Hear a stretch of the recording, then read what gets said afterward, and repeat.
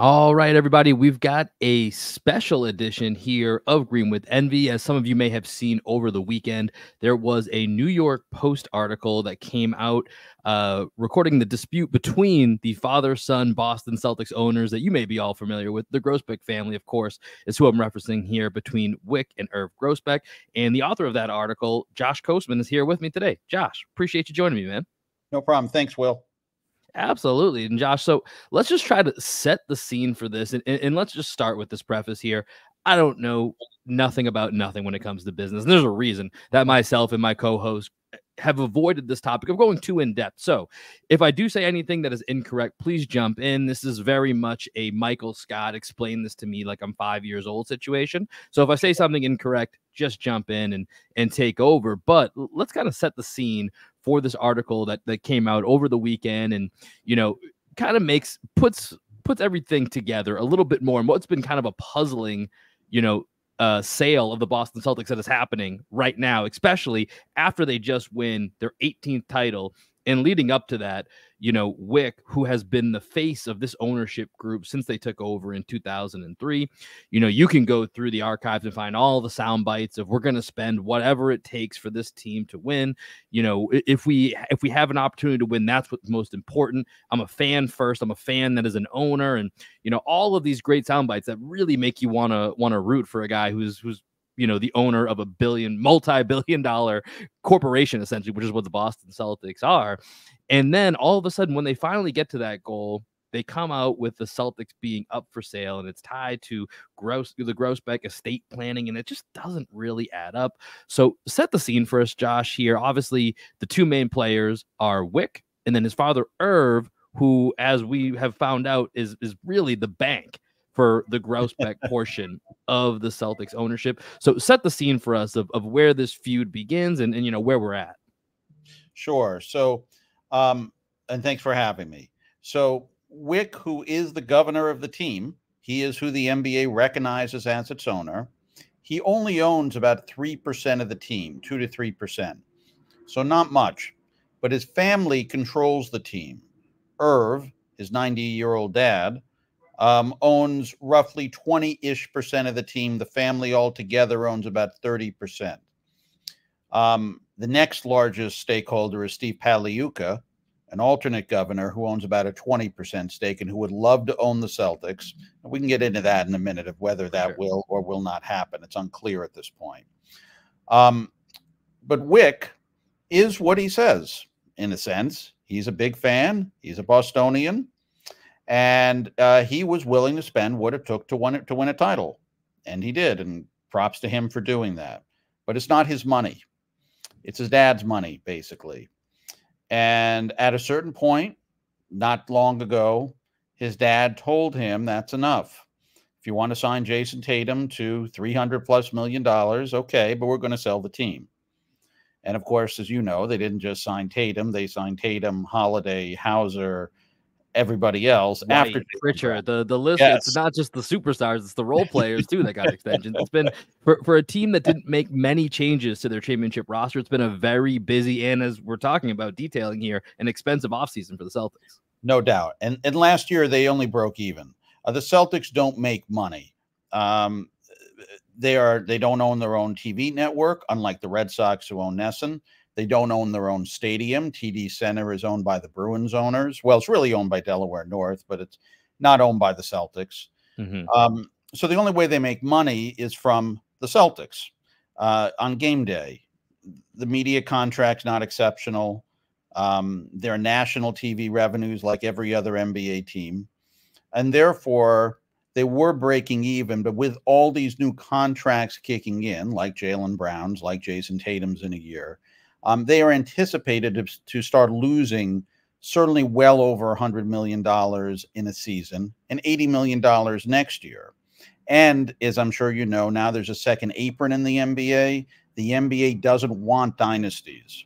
Mm-hmm. It doesn't want a, Brooklyn Nets-ish situation from a few years ago, though the Nets didn't actually win. It didn't want a Phoenix Suns situation, which again, they also didn't win, but they don't want three megastar players all playing on the same team That being the not to knock LeBron, but they don't want that happening throughout the league. And though the Celtics, to their credit, have really built this team over time, a lot through the draft, a lot through a great Drew Holiday trade. Just the same, this is a dynasty kind of team. So if you're going to have a dynasty in the NBA, any owner, unless you're like the Oklahoma City Thunder and you could strike, if you strike it this year with all very young players, you could have a team that could win titles for a few years and make money. But the way the luxury tax is in the NBA, you can't just get 5, in the Celtics case, maybe 7 superstars, pay them all max salaries, and not get hit financially. And the Grousbecks are very rich compared to you and me, but they're not mega, well, they are mega billionaires in that they have 2 or 3 billion. This is not a family that's worth 30 billion. This is not Steve Ballmer. This is not Jeff Bezos. They're in different tiers, if you will, from a billionaire perspective. But I think this is getting into what is, for me, one of the more fascinating parts of this is, you mentioned, Irv owns close to 20%. Wyc owns close to about 3% of this team, and that Wyc has really been spending dad's money, right? And so if you really boil it down, this is a much larger version of the father that, gives his son the credit card to buy some, video game credits or whatever it may be. And then all of a sudden they look at the bill and it's like, what the hell is $100 for whatever these accessories in Fortnite might be, or something to that extent, but on a much, much grander scale. So I guess part of my question is, was Irv involved? I mean, he had to be involved in some way of knowing, hey, Wyc's going to be out there front and center talking about paying all these guys and then backing it up. Because this was one thing before the Celtics won that I always had kind of said out loud, is that I'm sorry, for an ownership group that bought this team for $360 million in 2003, and who knows what they might actually end up selling for, but the estimated worth of this team is somewhere in that $4 to $6 billion range. We can talk a little bit more about that. And so, as this team was building up before the Porzingis and Holiday trades, and is this team going to go into, and this is the old CBA that we're talking about as well with some of these comments, are they going to go into the luxury tax? I was always on the side of, I'm not going to, go feeling bad for these guys that bought a sports franchise for basically at an extreme discount now compared to what it is worth. And so that they should be spending when they're ready to win. Now, granted, I don't know. We didn't know the CBA was going to change in the way that it has over the last year and a half, and the dramatic penalties that are coming with it. But my question is, how involved was Irv Grousbeck in the Celtics doling out all of these new contracts? And specifically, some of the bigger guys like Jason Tatum and Jaylen Brown, those are fairly obvious. At almost anyone, you have to make those. But when you give guys in their mid-30s like Drew Holiday 3-4 year extensions, Derek White, who's an unbelievable player but is a kind of a superstar role player, and even these littler guys that we mentioned, Sam Hauser, Peyton Pritchard, those extensions are fine, except now when they're times 2, 3, whatever it might be with those tax penalties, those contracts are actually double and triple whatever the actual dollar amount is that it's costing you. So how involved was Irv with those decisions? And was this something Wyc did on his own, and now Irv is coming in saying, all right, we need to get out before the losses hit? Or was Irv involved in those decisions and Wyc knew that basically, his time was coming, his time was running out as the lead governor for this team? It's a good question. I don't really know the answer. My guess is it's the last thing you mentioned. That's my guess. That's a guess. I will say now with this second apron in the NBA, and this all gets complicated and it gets over my head very quickly, but the one other example where it's just come in, the NBA just reached this new CBA agreement, is as rich as Steve Ballmer is, he moved on from Paul George because he didn't want to hit the second apron. That'll hurt the NBA East and the Atlantic, but leave that as it may. Sure. And part of that is that re-signing Paul George would cost him so much money, he let him go. And Ballmer is a mega billionaire. Irv has let Wyc spend everything to keep this team intact. Their payroll in 25-26, including taxes, will be $500 million. To compare, the Warriors at their peak were 300-ish million. So this is a team that it's not a doubt they could win title after title after title, and of course they might. That's possible. Hey, I'm on a Celtics show, but Right, but right. it's That's I mean that's the plan. But this was we but just they will lose interviewed money no matter what. Right, right. No matter what, and that's another part that I wanted to get to here because I thought this was really intriguing. The part about them breaking even in a year, or basically breaking even in a year they win the championship, right? And you always think about, hey, if there's ever a time that these guys are raking it in and they're going to be able to afford this, large luxury bill tax, and and just very quickly on that Steve Ballmer point, the other part of it is you mentioned the NBA doesn't want these owners to just be able to spend whatever. And so it's not even just how much they're paying for an individual player, it's the restrictions with the ability to make trades, to sign players. That's even more competitively where that has changed even a guy like Steve Ballmer's approach.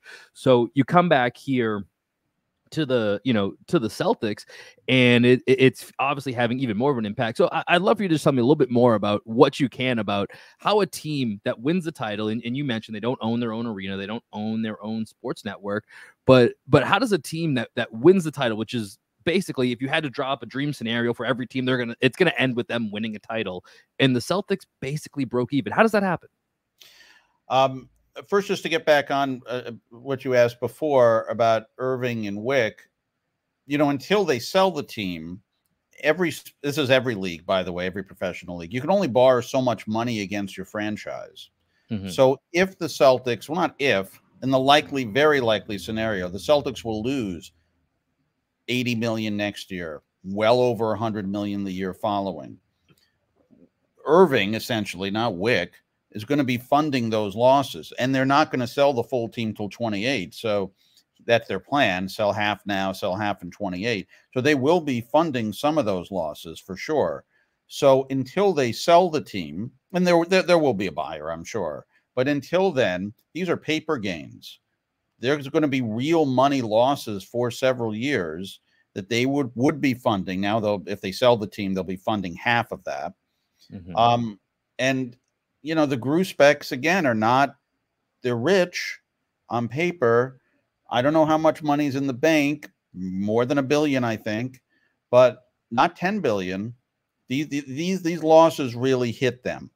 Yeah. In a lot of sports, not just basketball, in baseball, a lot of teams lose money. But the only sport where teams basically consistently make money is the NFL.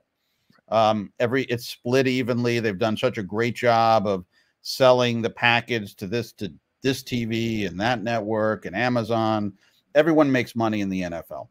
But in the other sports, that's not true. A few years ago when the Dodgers won the World Series, they did not make money. Now, the way, for example, since we're talking Beantown, the Red Sox do make money, but they own their own NESN network. They've set it up so that they are a pretty profitable franchise. But even most baseball teams, I don't know if it's more than half, but many do not make money. And in the NBA, it's the same thing. As a result, it's actually not so just understanding sports business. It's actually not shocking. What is going to start to be shocking is the Warriors, because of the Chase Center, as much as they spent money on their players, and unfortunately for the Warriors, as much as their team is probably going to slip back, they're going to be okay. But for the Celtics, they hit ceilings. It's not their arena. It's not their network. This will be money out of pocket.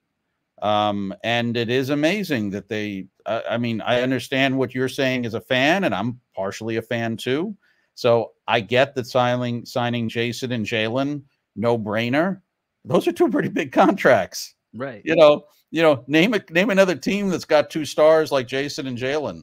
Yeah, it's hard to find them, and you're going to find less and less of them, and it's interesting because you've referenced teams like the Suns and the Nets in years past, and the model has even before the new CBA started to shift from this big 3 era, which ironically enough kind of ushered in by the Celtics back in 2008 or so, and then kind of was the model for a little bit of teams like, let's get 3 stars or superstars, pay them big, and then we'll find ancillary role players.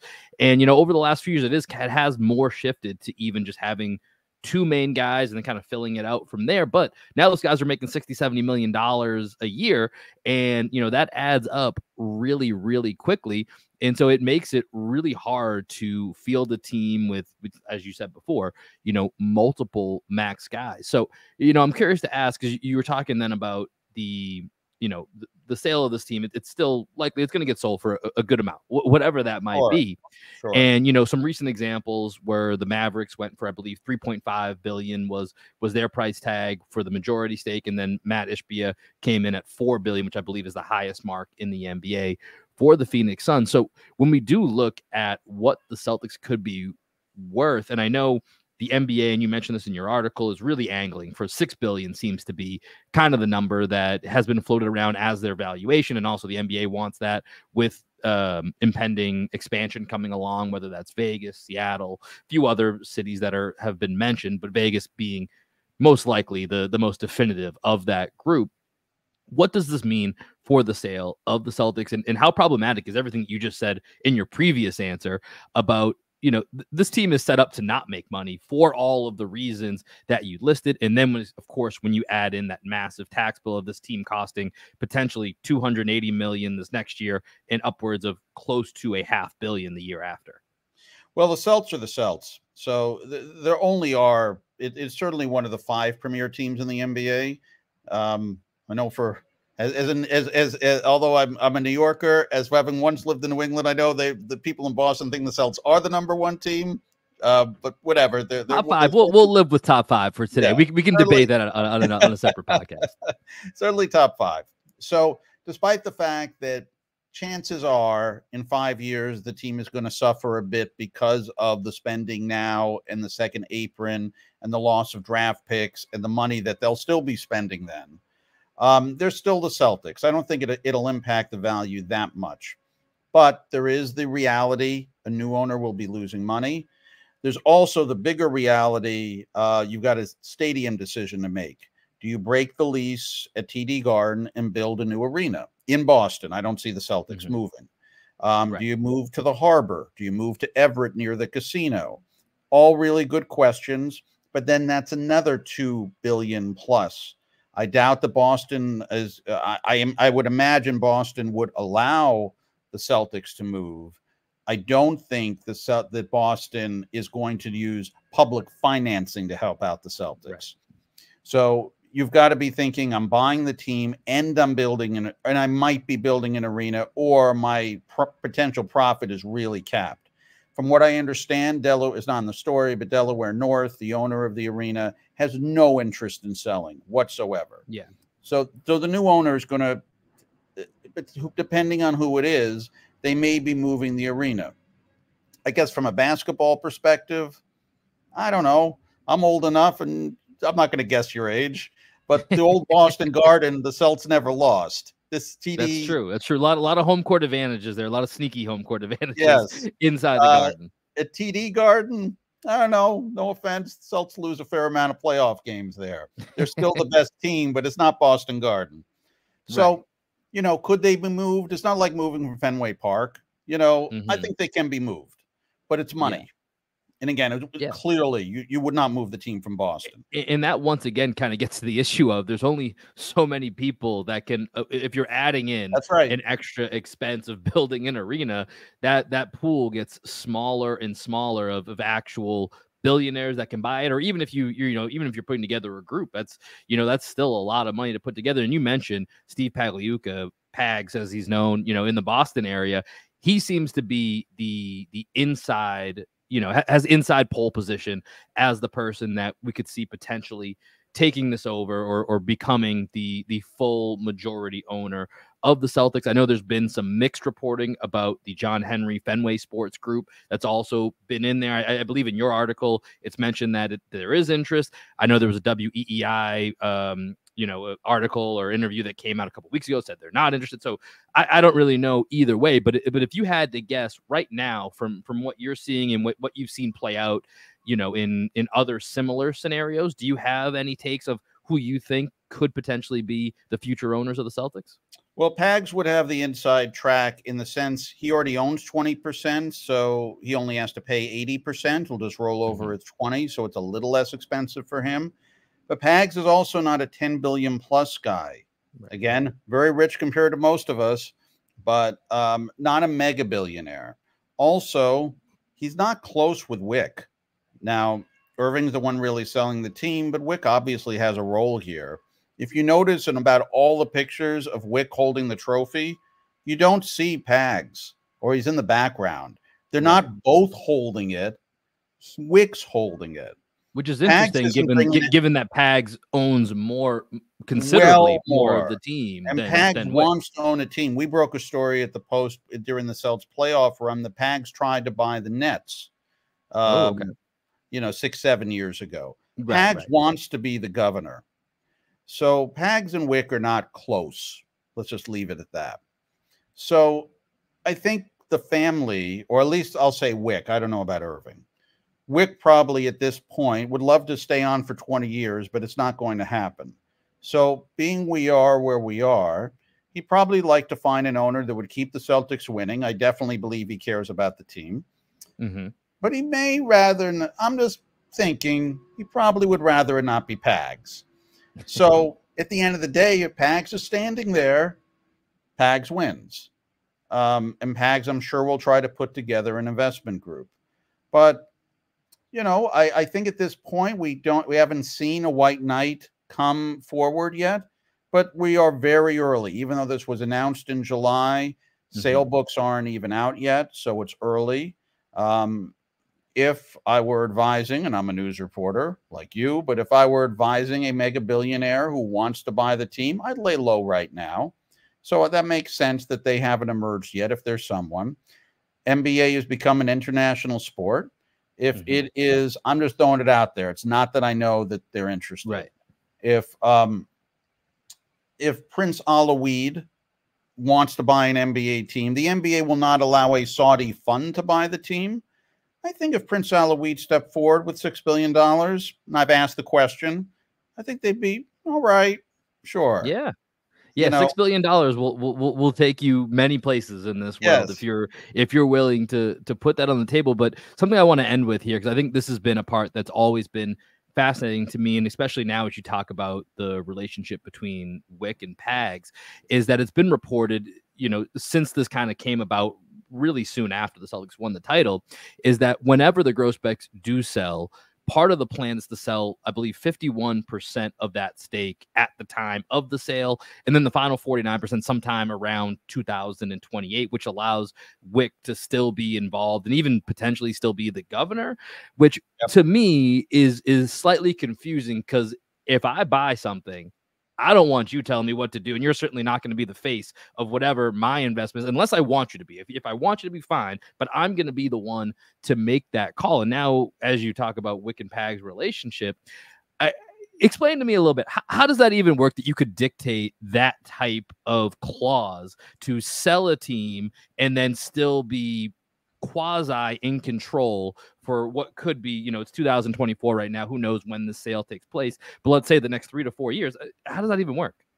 Well, it's a great question. Commissioner Silver has still not approved this two-tiered sale. He's certainly not against the sale.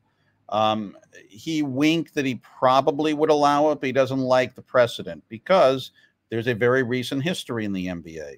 The Milwaukee Bucks were 50% co-owned by Wes Edens and Mark Lasry. They hated each other.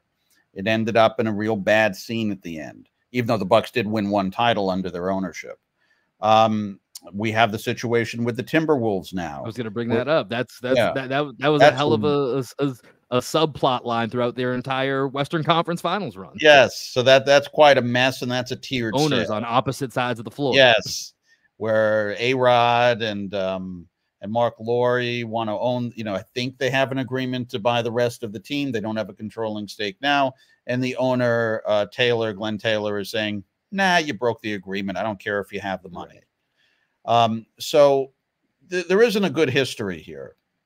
And you're right. I don't know what happens. Does Wyc agree to sell the team and say, well, I'm the governor, which is what he wants, and you're just going to sit back here, let me hold the trophy. Me and Stevens are gonna keep running the team. Not that I think anyone would fire Brad Stevens at this point, but we're gonna keep running the team, and you just stay quiet for 3 or 4 years. That doesn't seem to happen now with the Nets. Not bringing up the Nets again. It did happen where Joe Tsai bought the team from Mikhail Prokhorov. By the way, there's some precedent. Prokhorov, a Russian, did get approval to buy an NBA team. And Tsai was going to buy it in 2 stages, but it accelerated because Prokhorov he wanted out. Wyc certainly doesn't want out. Clearly he would like to be holding a few more trophies before he leaves. Right. So I don't know. It's going to be awkward. My guess is the Celtics are the Celtics. The Grousbecks have been good NBA stewards. I think that Silver will probably let this fly, but it is tricky, and it will give Wyc and Irving, a little. I mean, they'll look for the most money, but of course they'd like somebody they get along with. They think will be, compliant for 3 years, not say much. That doesn't happen too often. Well, at the end of the day, I think the Grousbecks are going to do just fine. However this shakes out financially, they'll be doing just fine. So, Josh, I really appreciate your time today. You can find Josh's work at Josh Kosman on Twitter. You can also find him in the New York Post. Josh, really appreciate your time today, man. Sure. Thanks, Will. Nice talking to you. All right.